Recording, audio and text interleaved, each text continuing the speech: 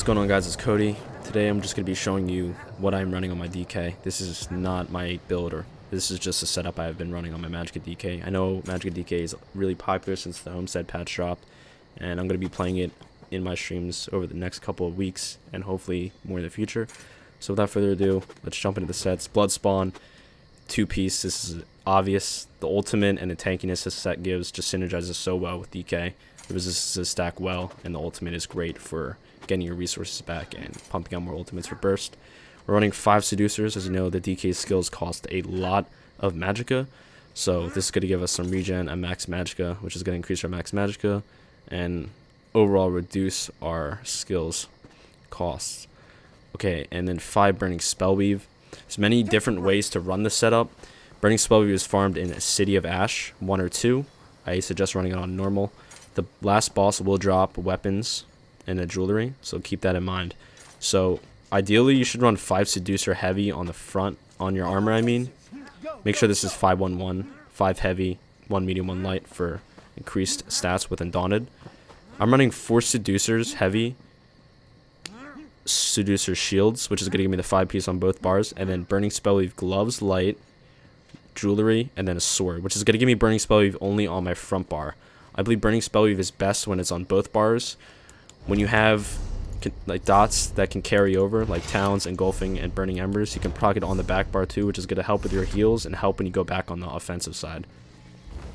So if you can't get yourself a burning spellweave sword and shield, if you get a shield, then you can make a seducer sword and run seducer armor. You can pretty much mix it up like that. That's how I have it. Just make sure you have 5 seducers on both bars and at least 5 burning spellweave on 1 bar, which should be your front.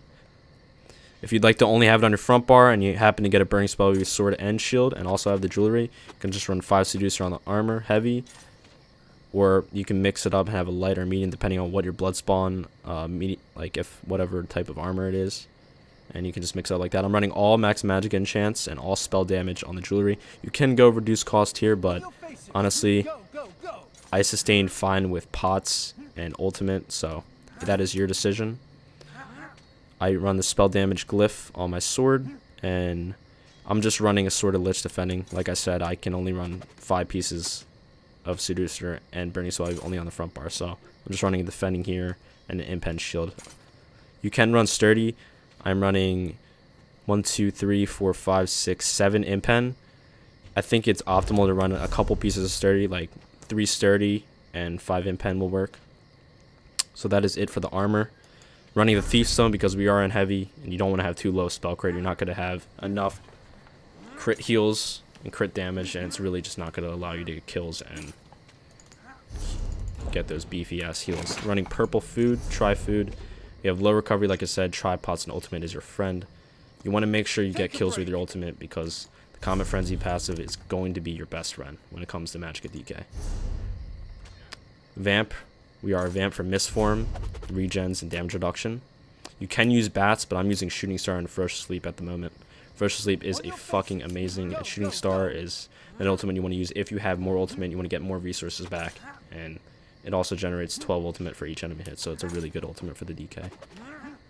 We're running Burning Embers, Flame Lash, Fossilize, Engulfing Flames, and Burning Talons. Run Tripods on this. Volatile Armor. This is your flex spot. When I'm playing by myself, I'll put Entropy or Draw Essence, whatever I feel, whatever the situation is. I usually put Structured Entropy there for my major sorcery. Lucid Mist, you want to use this when you're trying to get LOS. It's not going to protect you all times. You can die in Mist form, keep that in mind. So there is a point where you should come out of Mist and heal up. Igneous, Coagulating Blood, and then Shooting Star. This could be Bat Swarms as well. Devouring Swarms would be your option to go. And that is it for the bars. Let's jump into the CP. We have 100 into Magician, 39 into Tumbling, 61 into Shadow Ward, 20 into Bless, 27 into Elfborn, 78 into Elemental Expert, and 75 in Thaumaturge. You want 75 here to get the Exploiter passive.